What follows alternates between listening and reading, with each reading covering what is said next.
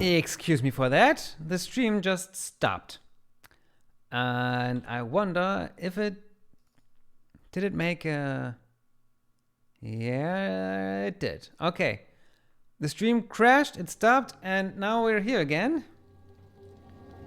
Schnoodly doopy. Yeah. Mic check. Mic check. Yep. Yabba-dabba-doo. Well. Okay. Let's continue. And 24B done. Okay. I think you really didn't... Nothing of importance happened. I think maybe I talked to 3 of these no-name NPCs, so no biggie. The guy told me if I need him... Yeah, okay. There's so many people here. I'm looking to buy mutants, but all I care is ugly human specimens. But all I see are depressingly human specimens. Shame. Well, what does the Philithis say? Right there. As you approach the Philithis, it gives an immense groan, like some vast hulk breaking at sea. At last the groan becomes a word.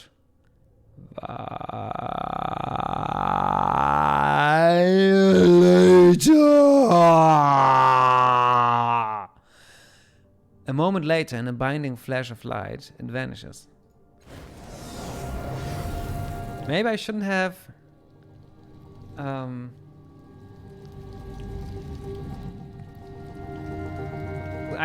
with my title forces, maybe I shouldn't have destroyed the other one. If I did destroy him, or at least I did something to him that he didn't like. The last Philithis, I mean. Can I? No, I can't. Parsim Flint.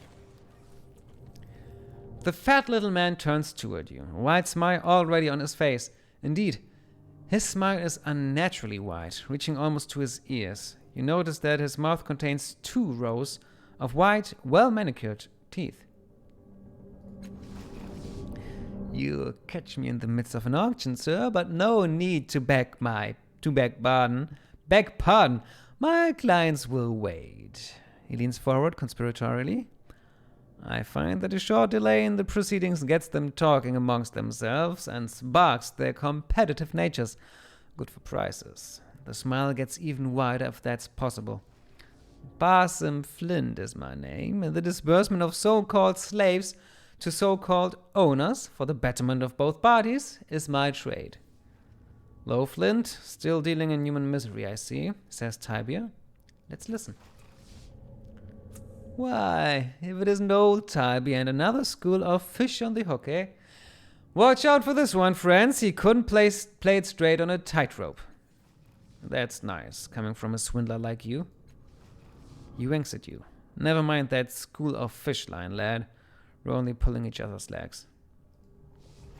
Are we? Doesn't matter. Any friend of Tibia's is a welcome customer of mine. He raises his eyebrows expectantly. What sort of slave are you looking for? Why would I want a slave? Flint blinks in surprise, but his smile doesn't falter. To feed moths, of course, unless you're planning to let them feed on you. But I wouldn't advise that. The little man shudders dramatically to emphasize his point. Naturally, it helps to know what a Maw wants before you go buying a slave. Not much point in buying a slave who isn't appetizing to the Maw in question. Then he adds in a whisper, you'd be surprised how many people make that mistake.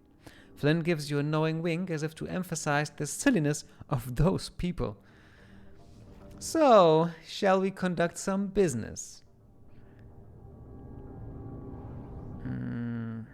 What are you exactly, an auctioneer? Indeed not, sir. I am a public servant. My work is indispensable to the fair city of Sargus Cliffs. I help these unfortunate wretches, he gestures at the slaves in the pit, pay their debt to society, as it were. So, basically you're an auctioneer? Flint bristles, but he keeps smiling. As I said, I am a public servant, sir. If not for my work, the criminal elements of Sargus Cliffs would have no choice but to rot in prison or die by the axe, as in the days of our uncivilized ancestors. Maybe you'd better explain how slavery works around here. Certainly. These slaves, Flint nods at the bedraggled men and women in the pit, are convicts of the foulest sort. They are the very dregs of Sargus Cliffs and her surrounding communities. In order to pay their debt to society, many choose bloom slavery instead of prison or execution. These individuals are given to me, and I sell them to the enterprising merchants who ply the bloom. Usually, my clients come to me with specific requirements. Every maw has its own unique tastes, you see, and it won't open unless it gets precisely what it wants. So I offer an appropriate slave, and they feed that slave to the maw, and everyone is happy. Flint grins, both rows of teeth shining widely from inside his enormous mouth.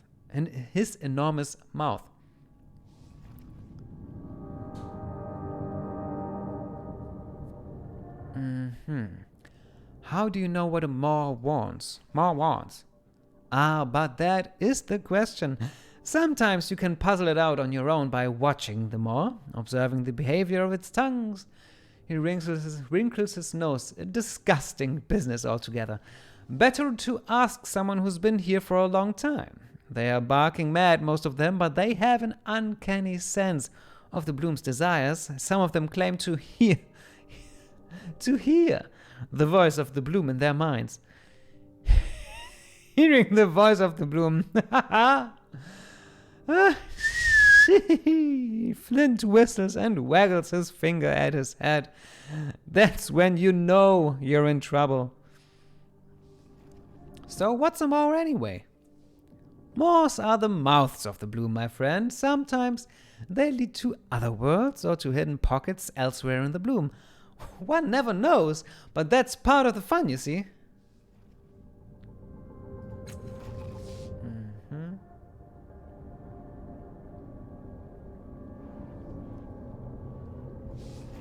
The slaves volunteer to be eaten? Flint blinks, apparently taken aback. They are desperate people, and being fed to the bloom is not a death sentence. Well, not always. Sometimes the bloom only devours certain aspects of a person, and they're entirely changed for the better.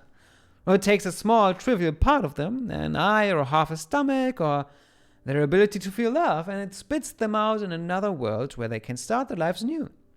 Flint beams at the thought of it all. Once a maw feeds on a slave, that slave is free. That's the law, mind you, unless the murderers get hold of you.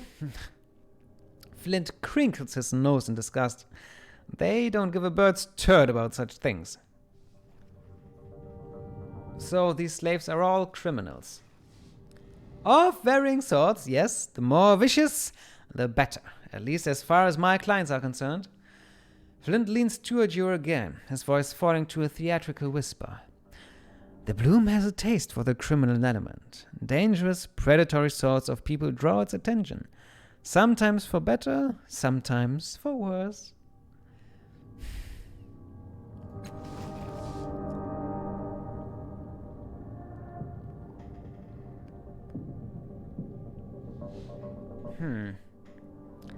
I think this maw system is... Well, I don't know about ethics or moral, but it doesn't seem to be outright evil, in my opinion.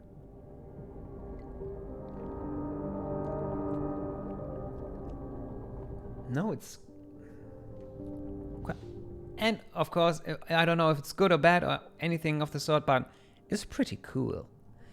Dracogen told me the maws have been closing. Yes, they are. Closing, disappearing, changing destinations, and behaving badly all around. Finn glances over at the guards, his smile faltering. That sort of thing is better to say in a low voice, preferably far away from the Memovira's lugs. Or they might get the idea that you're blaming her for the problem. And she is supposed to have some sort of influence over this giant sack of angry flesh, so who knows? Maybe it is her fault, but I would never say such a thing. He smiles beatifically. Beatifically. I have some other questions.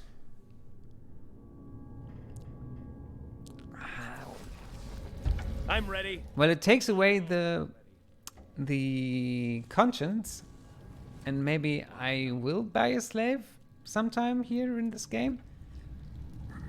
At least I can free them then. Rin, you're here.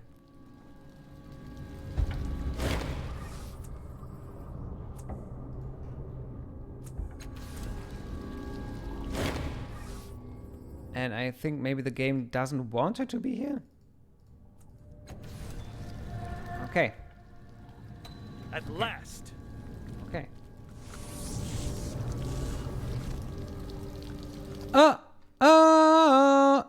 I wrote the thing once all the way to really? Tiber, you wrote that thing? Huh. They are refugees. As long as those thieves keep after Kian, they are not coming after me. It's safe here, right? Safe? Away from the gangs, away from the Moors. So scared. The bloom gives, the bloom takes, the bloom feeds. It feeds me and it feeds on me. But the Catena's warm to the touch. Of course. These tents look and smell like nests of vermin. They're littered with moldy blankets and scraps of rotting food. Fine. Fine. This massive vehicle appears to have crashed through the nearby wall. Bloom flesh has resealed the hole and it's beginning to grow across the vehicle's surface. You recognize the vehicle as a Catena, a hyperdimensional transport from a prior world. And there's something here. Done.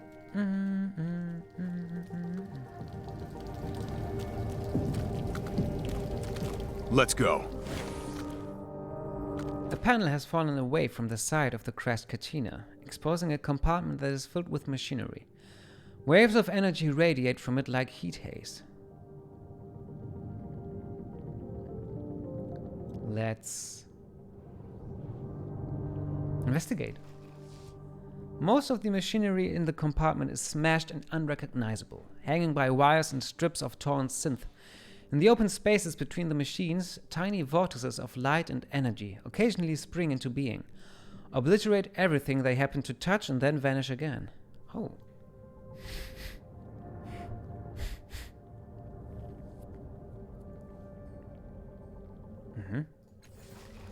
Elegant touches your arm and says urgently, "Don't touch anything." He pushes you aside and leans his face in. "Look, you see those vortices? They're still spawning. We might be able to salvage the power source." He peers more closely. "Not from here, though. Maybe at the back end of this Catena, if we can find it." As your eyes grow accustomed to the weird blurry haze, you notice a synth canister near the back of the compartment. It appears to be intact. If you stretch out your arm, you might be able to reach it, but if a vortex opens at the wrong time, you could be seriously hurt.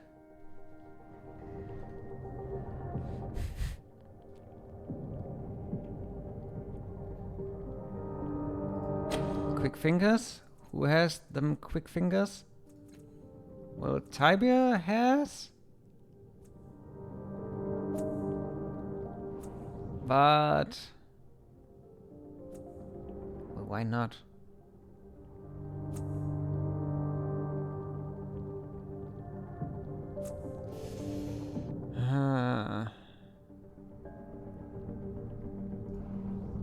Okay, Tibia, do it.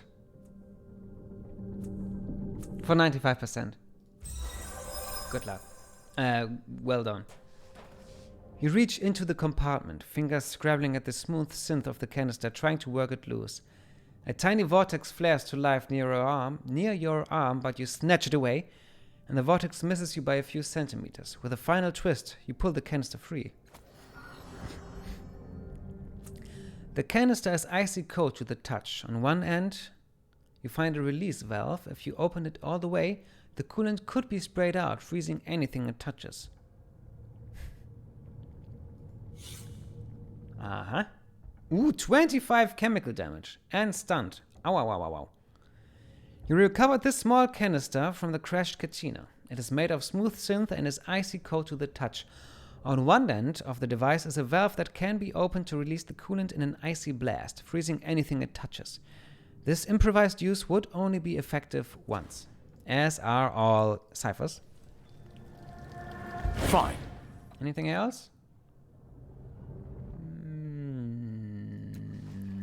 No, nothing else. No, cipher sickness sucks. Cipher sickness sucks.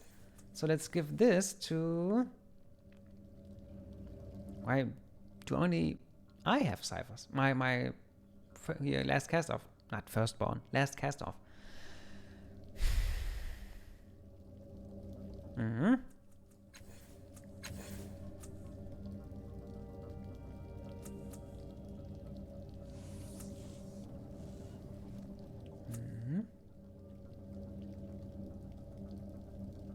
Mm-hmm.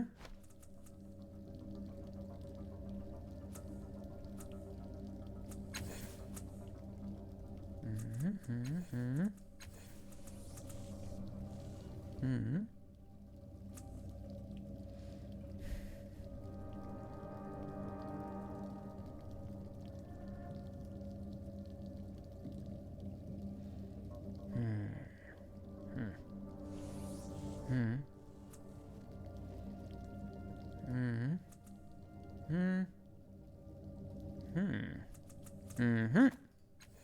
Mm-hmm.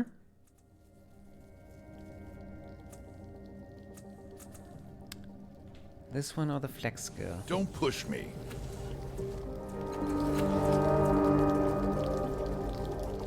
Here. Now.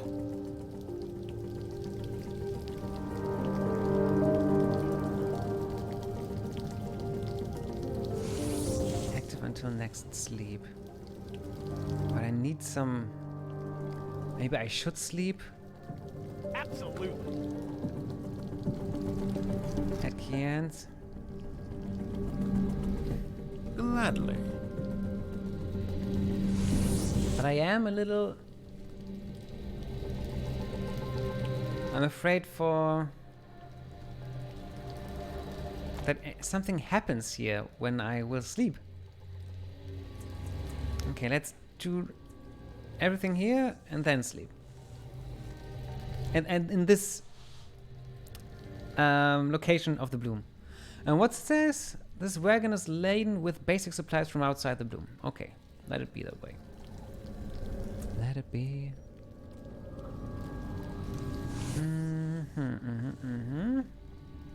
Bloom cultist. The Great Sheila was the first, but the bloom chooses many prophets. Cool. Cool. Ready. Skaydi.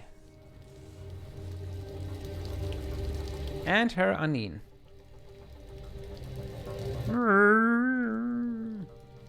Go on, girl, have another drink. Skaydi. A pale, heavy-set merchant woman stands by an agitated Aneen. Her eyes seem to have trouble focusing on you, and when they do, she drops them, her hands nervously adjusting the scarf around her neck. I'm Skaydi. You here to trade?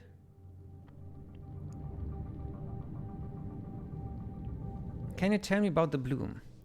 The bloom? For a moment she appears confused, as if she doesn't remember where she is. No. What's to tell? Nothing about the bloom? I think so.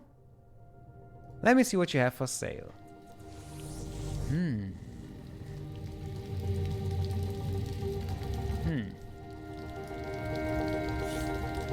Glyphs of unknown planets circling a binary star are inscribed on this talisman. The disc melts with the user's chest, filling them with determination and sickening thoughts of violence. No. Shadow step. No, clockwork strut. And -2 armor. That's a lot. This array of oiled clockwork slats bonds with the user's limbs, accelerating their movements but leaving their overstressed muscles far more prone to injury. Plus 30 evasion.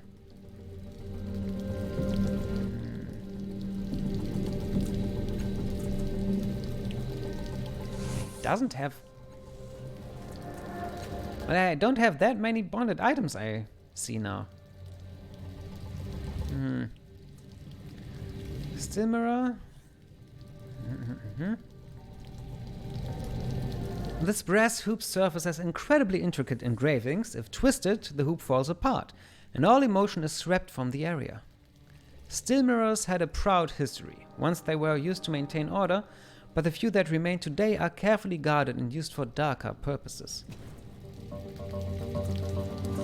Panacea. A thin cooling gel mortars the stacked ceramic discs that make up this device. Turning the topmost disc triggers a glowing field that cures even the most grievous injuries.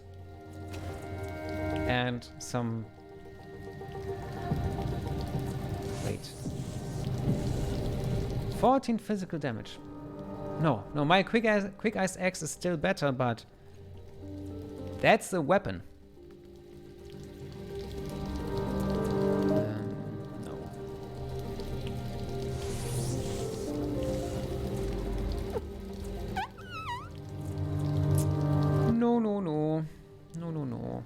No more. A Needler, maybe? Medium-ranged weapon. 7.2, 7.7, max 10, max 8. It confers immobilized for 1 round or bleeding for 3 rounds.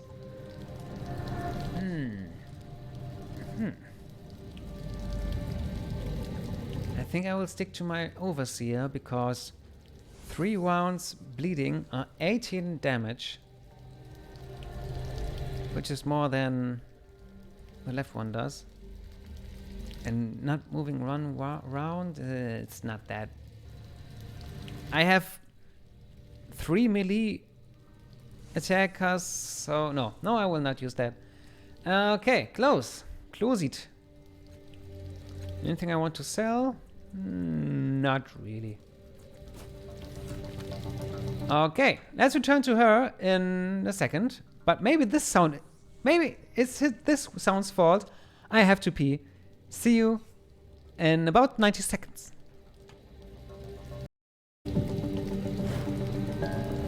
We continue. Mic check. Mic check. Successfully. Shh, it's alright. Okay, Aneen. A large, agitated beast looms over you. It is an Aneen, a beast of burden. These creatures are normally docile, but this one bares its teeth and snaps at you as you draw near. It rakes the air with its stubby claws. Examine it. Staying just out of biting range, you can see blood around the Aneen's mouth. It looks like it has been bleeding or possibly feeding on something. Examine it again.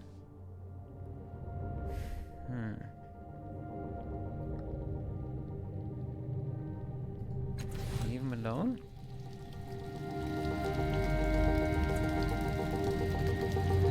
Is he trying to drink that?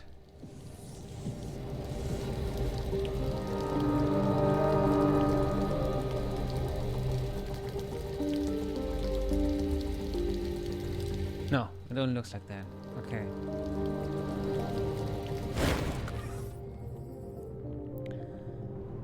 What do you want this time? Your Aneen has blood around its mouth. She pulls her scarf up. I don't need strangers telling me how to take care of my beast, thank you. Do you want to buy something or not? You notice there are splotches of blood on her scarf.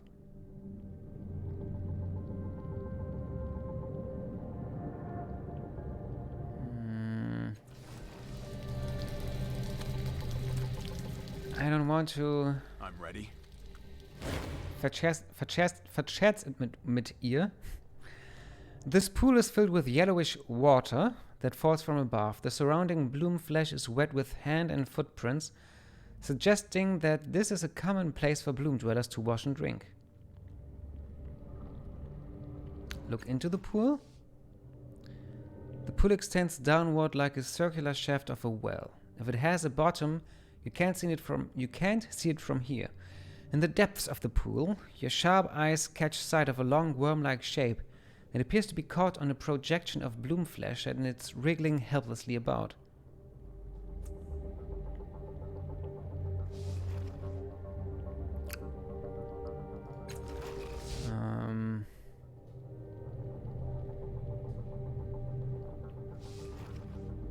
Collect some of the fluid.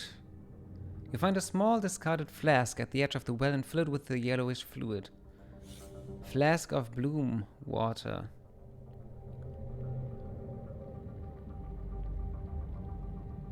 Alright, let's get bloom juiced, bitches. This flask contains a yellowish fluid you collected from a well in the bloom. It has a greasy texture and a faintly sour odor. When you take a sniff, you can hear the whispering voices of the bloom in your mind.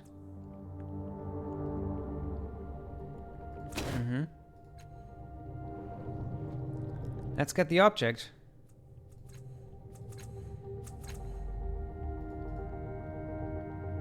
Okay, it's just might. Okay, only Eratus can.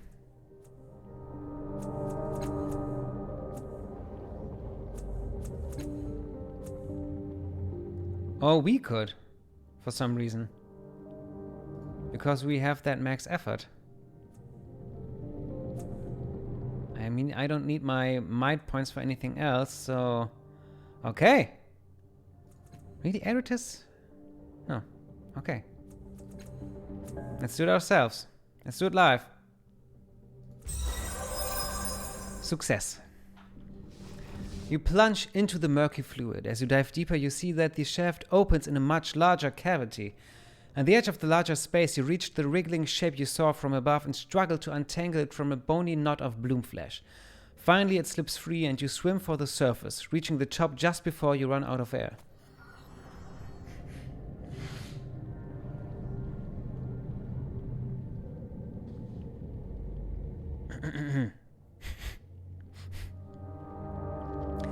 In the light of the courtyard, you see that the wriggling object is some sort of bloated worm. Its skin continually shifting from one material to another. Silvery metal to pliable synth, to leathery scales, to other materials that you can't identify. It seems to be drawn to your exposed flesh, and it would likely fasten itself to your arm or leg if you allowed it to do so.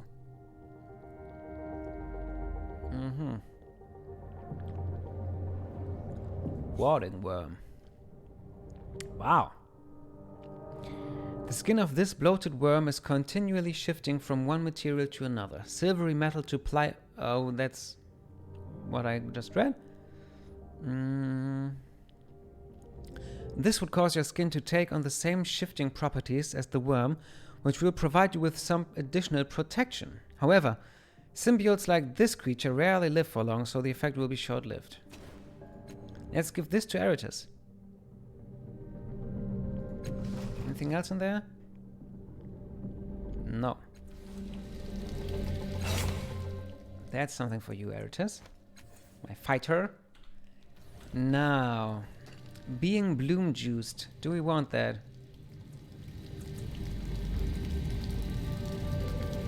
Bloom juice! Maybe then we can talk to the Aneen and do something. Drink some of the fluid. You take a sip of the yellowish water. It has a greasy texture and a slightly... I know. But it quenches your thirst. You take another sip. And you start to hear whispers. They are faint at first, but they grow louder, resolving into the chittering voices of the bloom. They buzz in your ears, scratching at the inside of your skull. You stumble, struggling to keep your balance, even as your senses dull. The bloom's voices seem clearer than before. We are bloom juiced. In this particular place, you sense that the bloom's voices aren't speaking directly to you. They are whispering incessantly to someone else, but the identity of the recipient isn't clear. Look into the pool again. Aneen. Let's talk about the bloom. Examine it again. Touch the Aneen. Let it bite you. Pull your hand back. Let it bite me. I mean, I think it is biting. Let it bite me. I'm faltering. I'm hurt. The Aneen bites your hand, drawing blood even though its teeth are blunt. It shakes your hand back and forth, then releases you, and you stagger back. Examine it again. Nothing else. But now it has my bloom-juiced blood in it?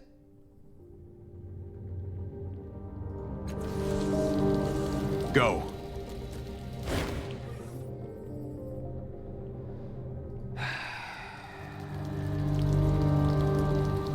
Skaydi, I think we should talk about it.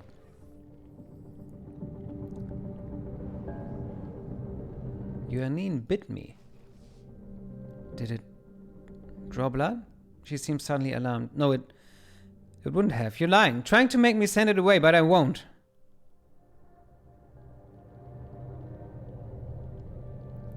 Why are you wearing that heavy scarf? Her eyes meet yours, and for a moment you almost think there's a pleading quality to them. Then they blaze with fury. That's none of your business! Leave it be or just leave! You have a little something there?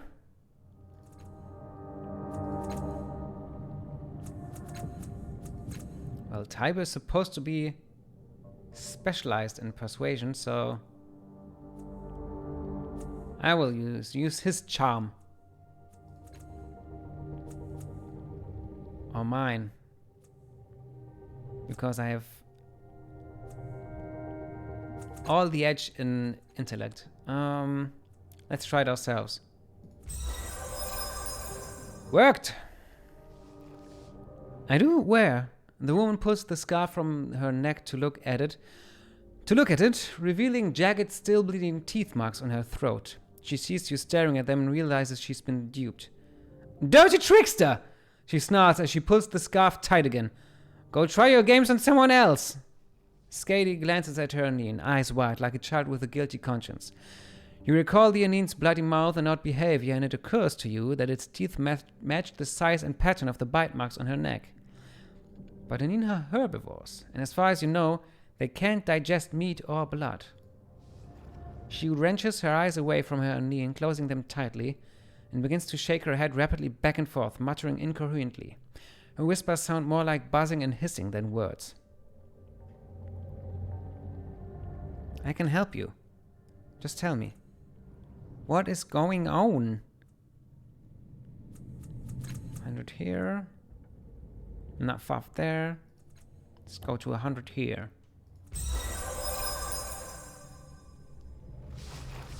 My Aneen, it feeds on me. Suckles the blood from my neck. For some reason I can't... No, I don't want to make it stop. She shakes her head, trying to clear it. But that's a lie. I do want it to stop. Her voice quavers in terror. I think the bloom did this. To my Aneen and to me. Tied us together somehow. It's in our heads. I can hear it whispering to me.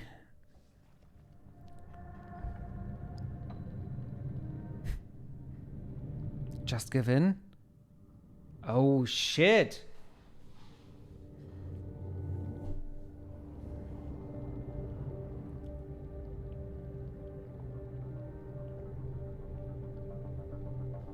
Ooh.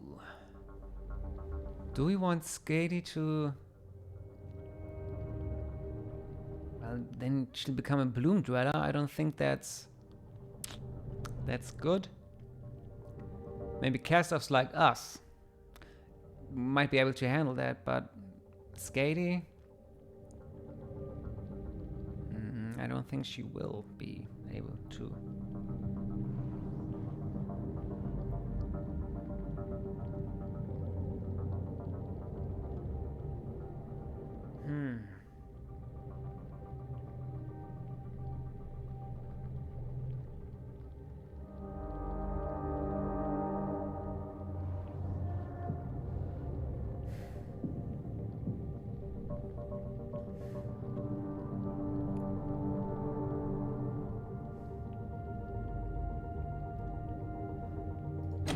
Push them from your mind.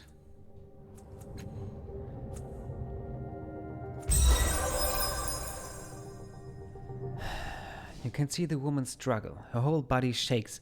You faintly hear a whispering cacophony of sound, chittering and buzzing, lashing out in rage as it fights back. Then it falls silent. The merchant's eyes soften and focus. She shakes her head as if clearing it. I did it. The voices are gone. The Aneen also shakes its head, snorts and settles back on its haunches. The merchant turns to you with clearer eyes. Thank you.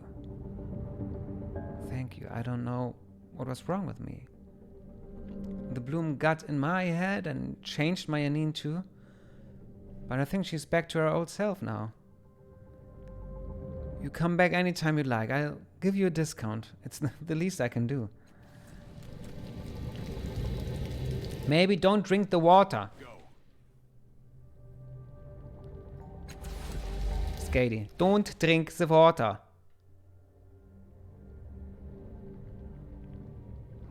Can you tell me about the bloom?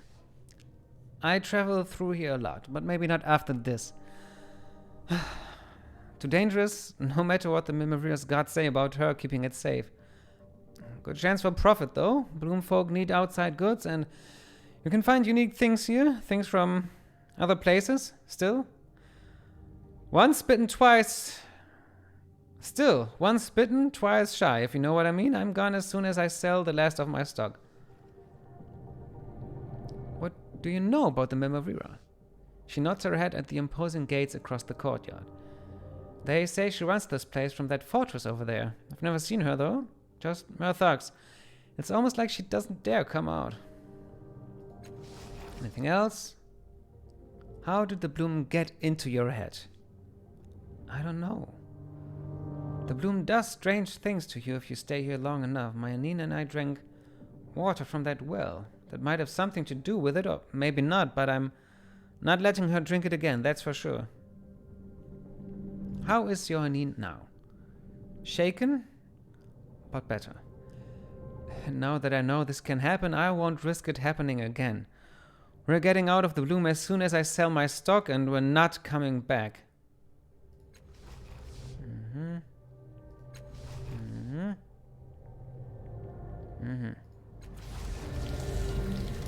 Until we meet again.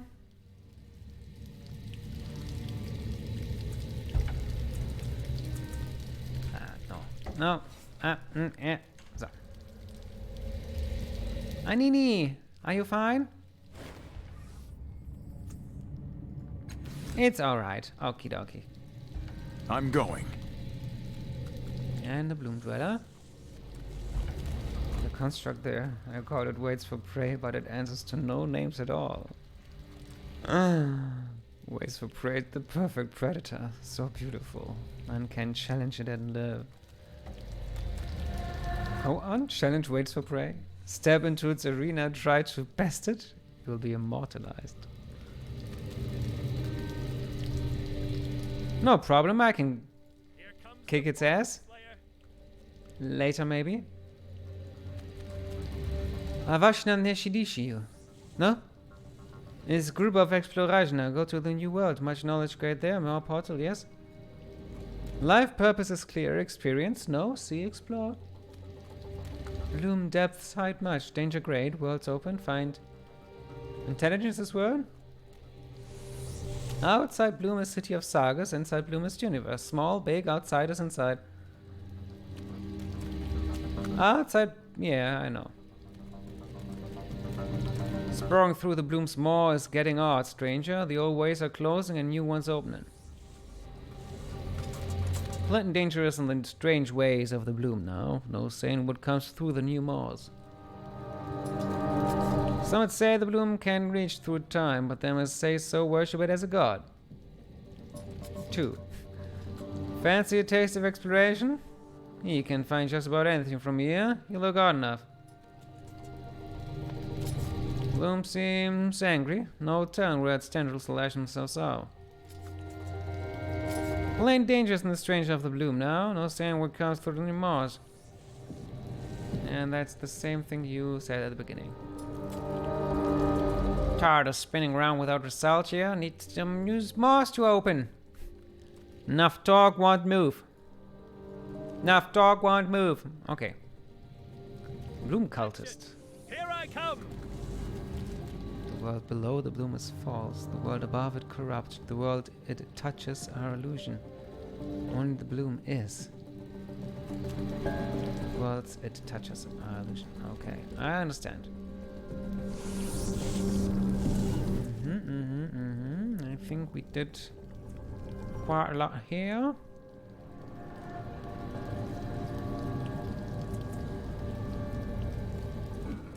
Let's see what's the problem with Rin. I don't know. All right. Then let us do something with this thing. A metal pylon, so polished it might be crystal, has been thrust into the bloom flesh at the junction of two armored neural axons.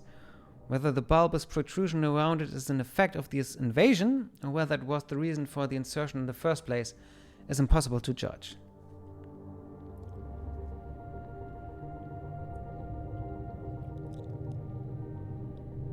Okay, like so much of the bloom, it oozes both mystery and mucus. Examine the pylon. The pylon's purpose is unclear and the polished metal reveals no further clues. You notice, however, that there's a deep sulcus in the bloom flesh where it meets the pylon. The talc filling the crevice makes it impossible to tell what, if anything, is inside. Study the bloom flesh nodule and the neural sheaths running outward from it. Judging from the ancillary organs that protrude from the nodule, it seems to be the organic equivalent of a regional control center. Not a true brain, but something more than a mere cluster of nerves. It's unclear whether it's a part of some larger mind or a near sentient organism of its own. Okay. Reach into the sulcus. You are forearm deep in warm, mucousy talc when your fingers brush against something with a hard edge, obviously not part of the bloom flesh, but also distinct from the pylon. Unfortunately, your touch has dislodged it and it begins sinking deeper into the crevice. Try to grab it. Shiznit. Tibia. You do it. Ark. Success. You plunge in deeper and catch hold of the metal object. With relief, you pull your arm and the recovered cipher out from the mucousy sulcus. Almost a children in your celestial body. Offensive blast that deals 28 energy damage. Phew. This metal object is small enough to rest easily in your hand. It is a small depiction of an astrophine monolith, engraved with peculiar glyphs that do not mean anything to you. If you slam or throw the tapering end into the ground, the object spreads metallic root-like vines through the ground, and once embedded, it activates. When the icon is active, it acts as a conduit for energy tapped from the nearest celestial body, emanating a blazing power that scorches and blinds any unfortunate who draws too close. Okay. Anything else in there? Deja vu washes over you. There's an old man rambling on about a thought experiment. It involves some kind of prehistoric rodent capable of telepathically linking its mind with others of its kind. Perhaps a forebear of the Cetardine.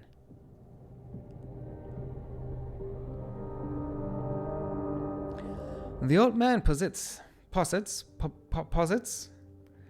that if enough of these rodents gathered together, the sheer power of their conjoined desire would be enough to change reality. And let's try to get this webcam under control. Well, better, at least. Yeah, it's okay. Yeah, people can see my mouth and my eyes, so everything, you can see my face. Okay. Just a short mic check. Mic check. There's an old man. Mic check. There's an old man. Okay. That's canon.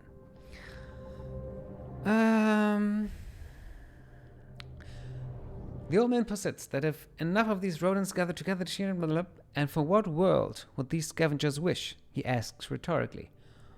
One where everything, even the very dirt, is man's detritus, eh?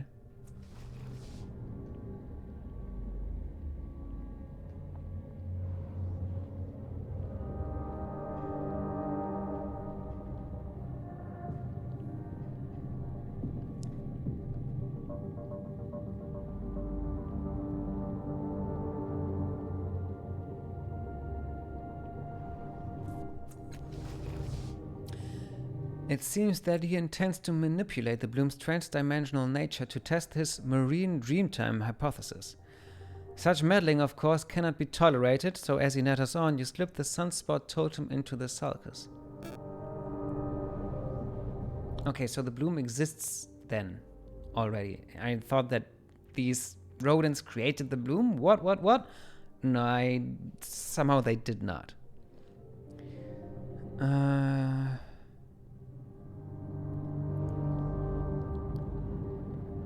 It seems implausible that the Courtyard will ever complete his dimensional anchor.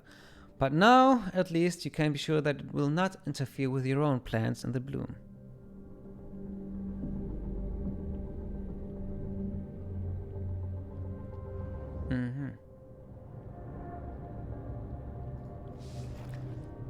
The memory fades, you pull your hand out of the mucus. Anything else? Okay. At least we have some mucus now. Nice. Point on ground. Let's give that one to Tibia.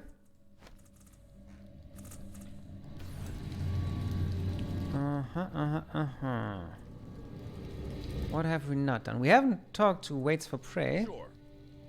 And these people here. Memovira Thug. Watch your step. I don't mean that as a threat. The room's acting strange and no one knows why.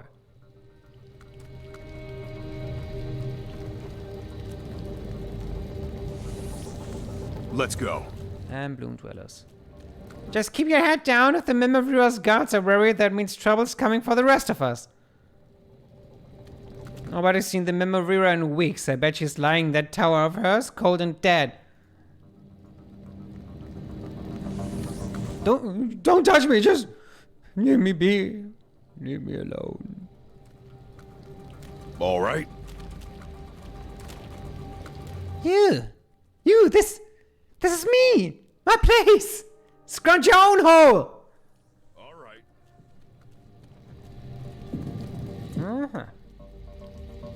Naturally. A fleshy spout hangs from the wall, spewing yellowish water into the pool below. I know. We did that. We are still bloom juiced, and that's good, I think. There's still some auctions here, and I could buy a slave, but let's do that later. I don't feel like it right now. And I want to be sure that when I buy a slave, it has a purpose. So, oh yeah, what else is there to do? Talk to Waits for Prey.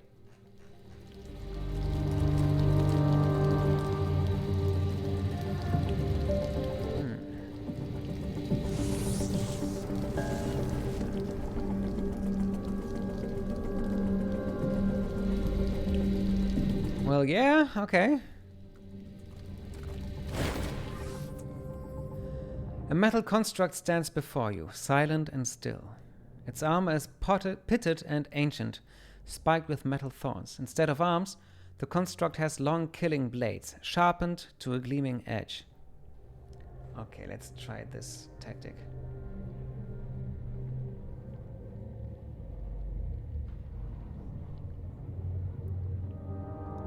This makes nothing better. Okay, let's not do that tactic again.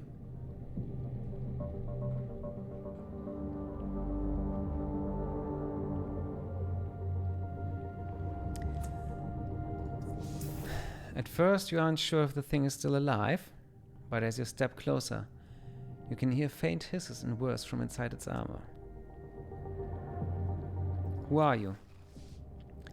The construct stirs and a voice emanates from somewhere in its depths. It has a hollow, empty sound, as if it speaks from a vast cavern underground. I am a soldier, a predator. My names are as numerous as the wars in which I have fought. But those wars are finished now, and I have left my names behind. Who created you? I do not know, nor have I ever known. They culled all record of themselves from our minds. I only remember those for whom I fought, and there have been many such masters over many long millennia of service. For a time, I believe my siblings and I slept. I do not know for how long. Then we were awakened by new masters, the Tabard. We fought for them until they were no more. Some of your names? Some. I remember all my names. Exanarch Sirius 14, Genchero Mark 10. When I was a bodyguard to Vostule Law, he called me his barber of flesh and made of me a boogeyman. Feared and hated in every nation he conquered. The construct says nothing after that, but the hisses and whirs inside its armor make a great deal of noise for what seems a long time. Some of your names again? What do you remember about the Tabard? Much. They ruled this land as warlords before the building of Sargus Cliffs. They were slaves to an edifice known as the Underspine. Yet they were its masters as well. I do not know where they came from, or who they were before they rose to power, for those things happened before they awakened me. When it sounds hollow, maybe this sounds hollow, I don't know. To me it sounds hollow, but I remember this too. They held single combat as the highest virtue, revealing the quality of one's soul. They believed that we had powerful souls, my siblings and I, for none of them could defeat us alone. They fought on two-legged beasts, brandishing weapons of another age, unearthed from great hoards beneath the ground. That is also where they found me and my siblings. They awakened us, spoke the proper words, so we killed on their command. What happened to the Tabard? The construct's blade arms twitch convulsively. A vast explosion buried the Underspine and their city, and most of my siblings as well. The remaining Tabard were hunted and slain by those they had ruled and enslaved, and I was left alone, save for a few of my kind. I have some other questions. Ask them. I will answer if I can. What you doing here? Waiting. The word is hollow and cold. For those who are strong and feared, for the predators who walk the bloom, they come here, at times, to challenge me. If I prove myself to be a predator above all others, I believe that the bloom tongues will catch my scent. The clicks and hisses from inside the construct's armor suddenly go quiet. I wish to be devoured by the bloom. Have you not seen those who have passed through the gullet of the bloom? Every trace of who they were has been stripped from them. They are freed from the trappings of memory and self, reborn.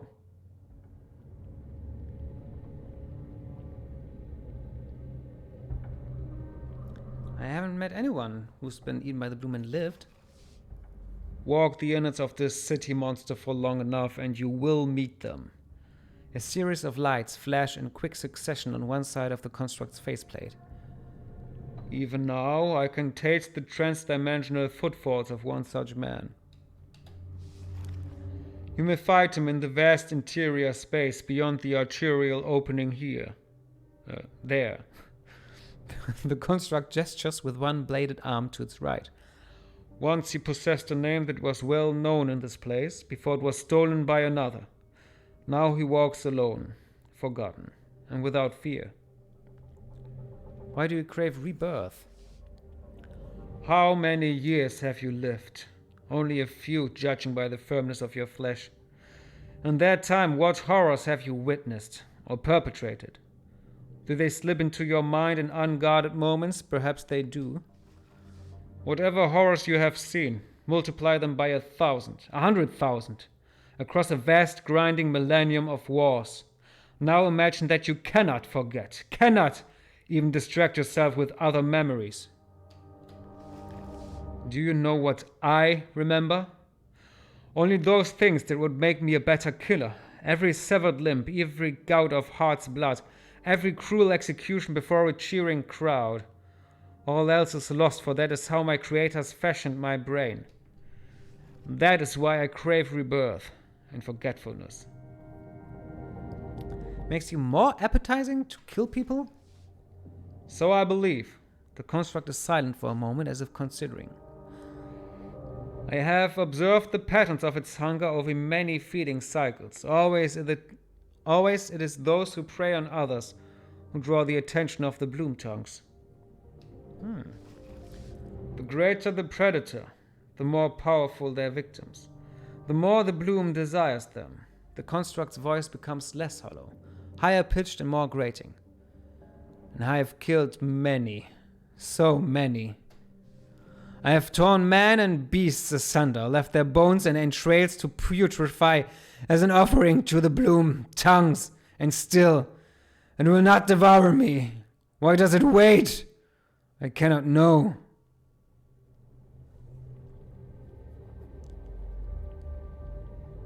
Why should these things bother you?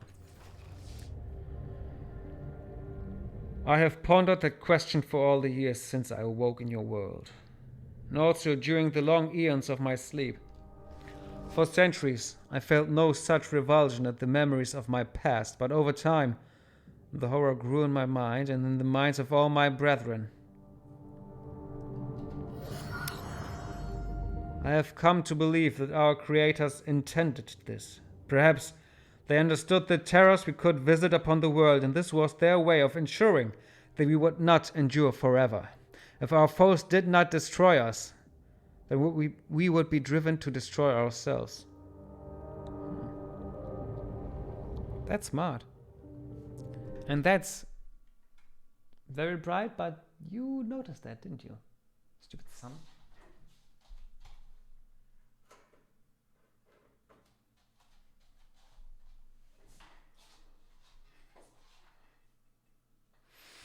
I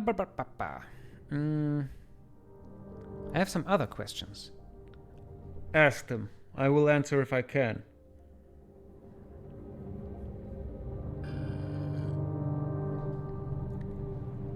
What are all these bones and armor on the ground? Detritus of beasts and men. It is all that remains of those who sought to best me. What do you know about Decanted? He is a predator of sorts, but subtler than most. I have observed him as one hunter watches another from afar, but I cannot fathom what he truly wants. What he seems is not all that he is.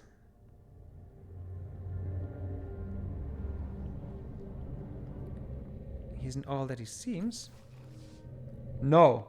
The hollow voice is sharper and somehow more dangerous.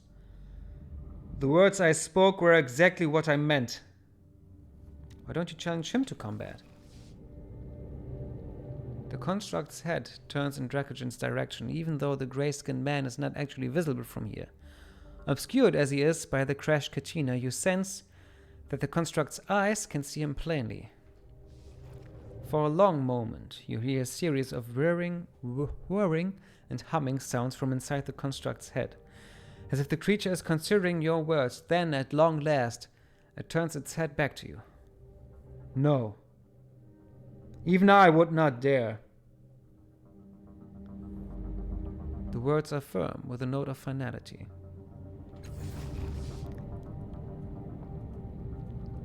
I once heard, when I played theater, one season, nothing really special, as an Kleindarsteller, like an extra on stage, but I was allowed to talk, and it's not a stand-in, is it? No, stand-ins do other stuff. There, the director told us the king is played by the others. And this is what I feel for Dracogen. He doesn't seem that evil or bad or,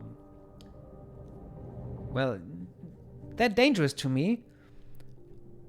But when Waits for Prey says that no, he wouldn't dare to challenge him, he seems a lot more dangerous all of a sudden, that Dracogen.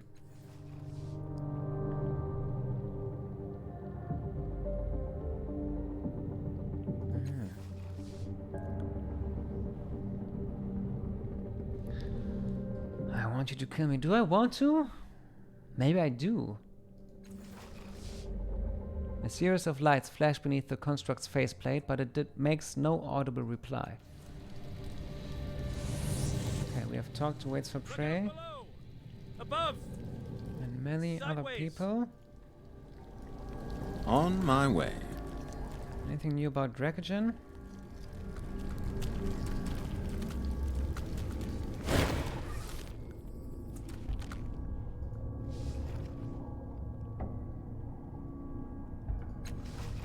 Sorry.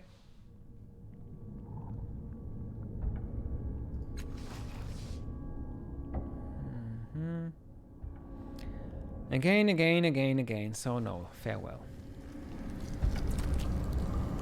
And let's do one for the thumbnail.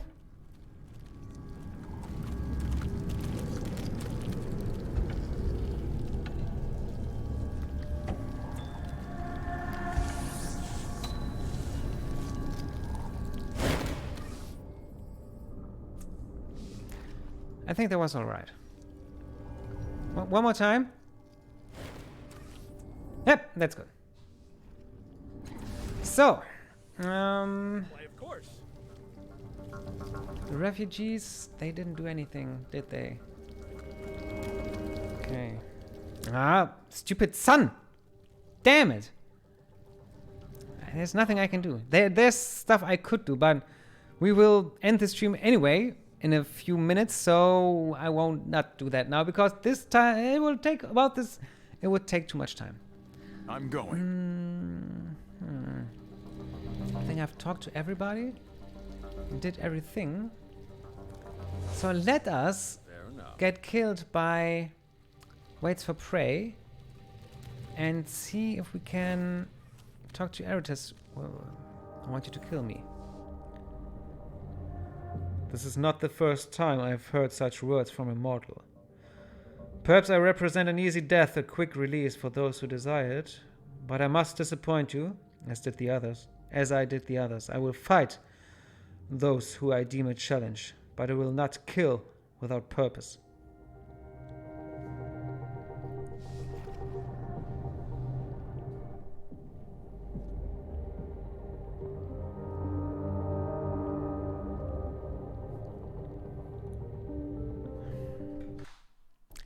And every time I see that it's way too bright and I want to change that, this happens.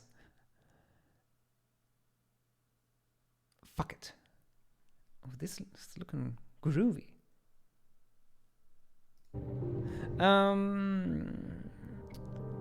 Okay, then maybe not. Then maybe just let's just sleep at Kian's. My way. Talk to Parsim Flint one last time.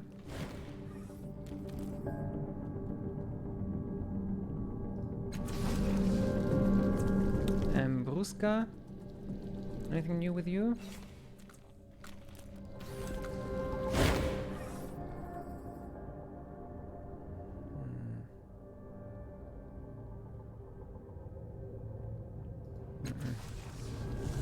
Naturally. Okay, Kian. Let's sleep around.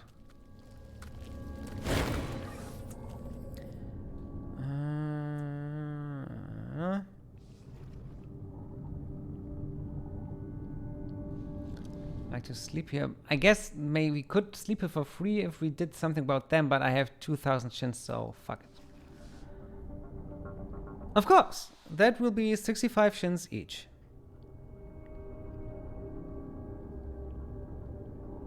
Each? Why not? Give her the money. She directs you toward her empty tent. I'll bring you a meal shortly. It's not much, but it's food. Maybe you sleep well tonight. Ah, much better.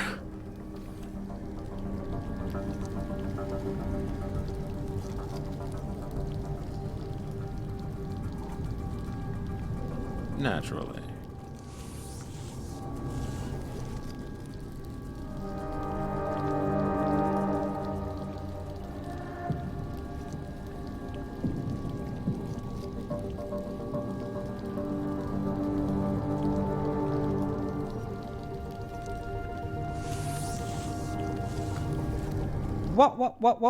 What was that? Decanted? Dracogen?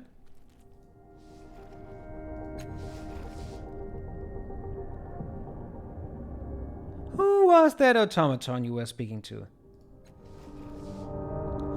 That, my friend, was one of the Decanted. They are servants of the nobles of the City of Glass, a nearly extinct people who value beauty and form. Had I known your interest, I might have suggested it speak to you. However, as I understand it, your body is artificially grown. They prefer their guests organic. He slashes his hand through the air, signifying the end of the discussion. Let us speak of something else. Okay, farewell. Who and what is you?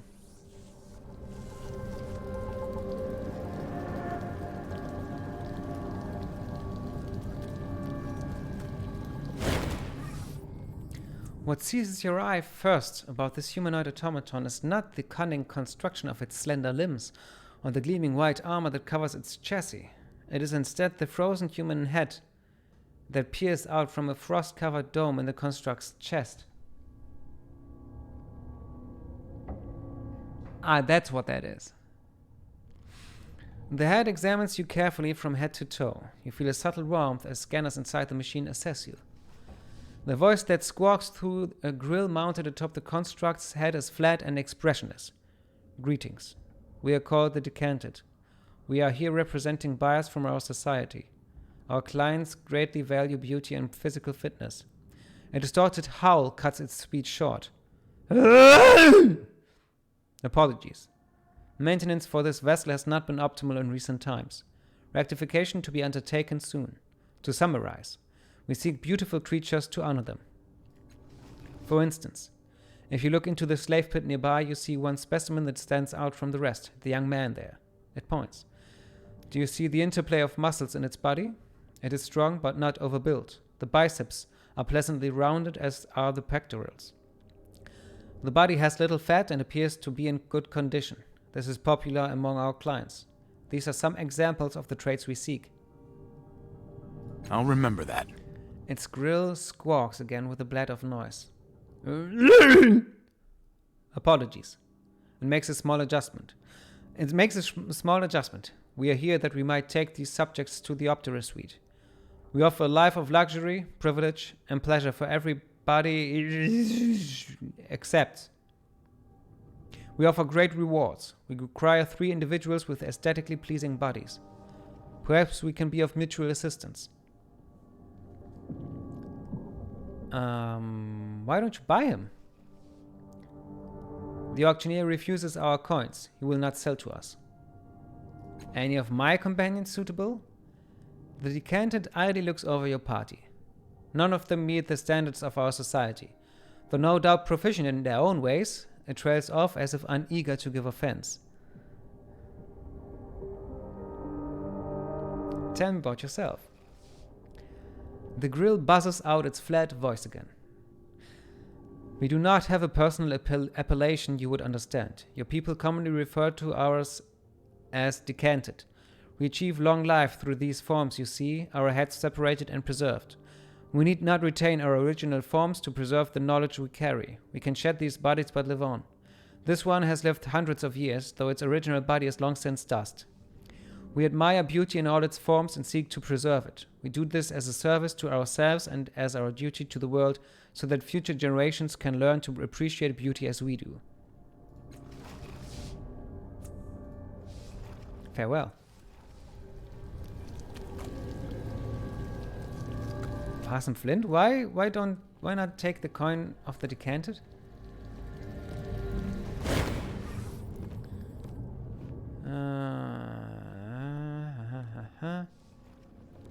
You refuse to do business with the construct? Eh? What construct? Flint turns and peers toward the slave pit. What is Elegant doing there? He looks like he has lots and lots of fun, so let's not disturb him. Then his eyes narrow and his enormous mouth twists like a serpent. That is no mere construct, I assure you. It was once a creature of flesh and blood like you and me, and it will be again if it fills its quota. Making a note. I presume you saw the withered head in the middle of its chest? Well, they say that those creatures are always on the prowl for young men and women of unusual beauty. When they acquire such people, they spirit them away, slice off their heads and replace them with their own. A ghoulish practice, but it allows them to live as humans for a time. That is not the sort of business we do here.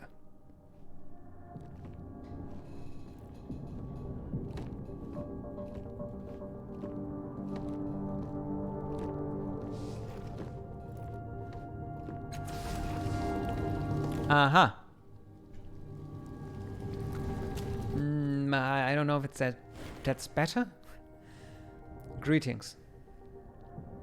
Do you butcher your recruits? Is this true? The Decanted emits a ragged sigh from its grill.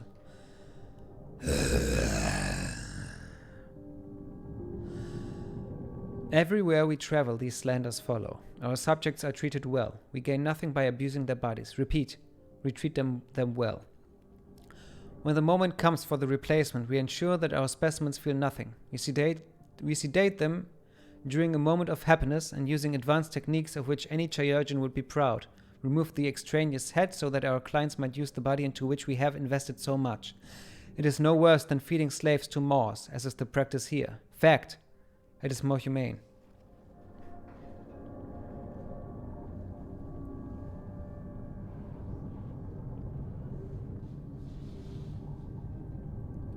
Carry on. If there's anyone watching, you can... Looks like there's not. You can decide what I should do, but... or what we should answer.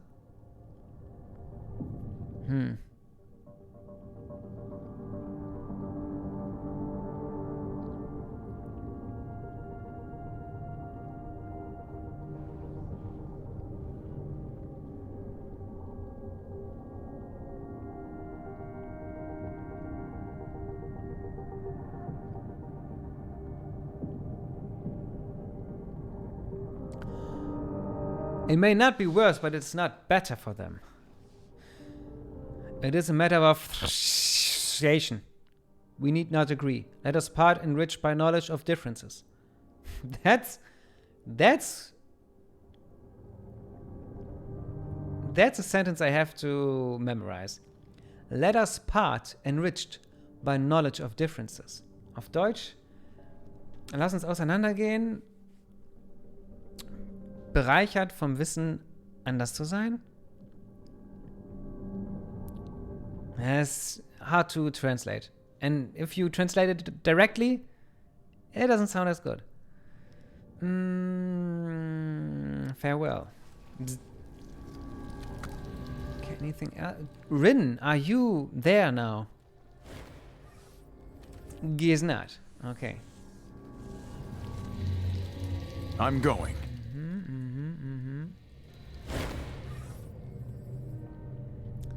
Nothing with the pylon.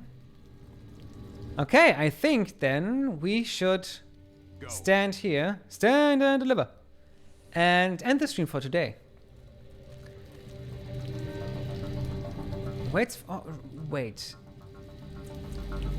prey. Maybe it does have some opinion about the other construct. It apparently has not. Okay. Go. Okay, then. Let's say off. Next bloom, you could say. And quit the game. Okay, okie dokie. Thank you for joining me, dear no viewers, but what are you gonna do? The game is still fun, so.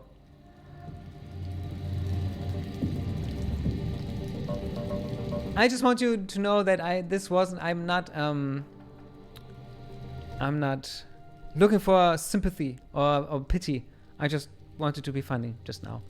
And then see you maybe next Tuesday when we continue with Torment Tides of Numenera. Maybe at a different time, maybe a little later, but I don't know. But I think from 15 to 17:30, I don't think that's a good time. And yeah, I think next week I will change it. I will see what this week holds in the Twitch statistics, but then I think I will change the times for Tuesday and Thursday then. Yeah, maybe that Monday and Wednesday we start at 19:30 and Tuesday and Thursday we end at 19:30. Okay, so thank you, bye bye, love you. Mwah.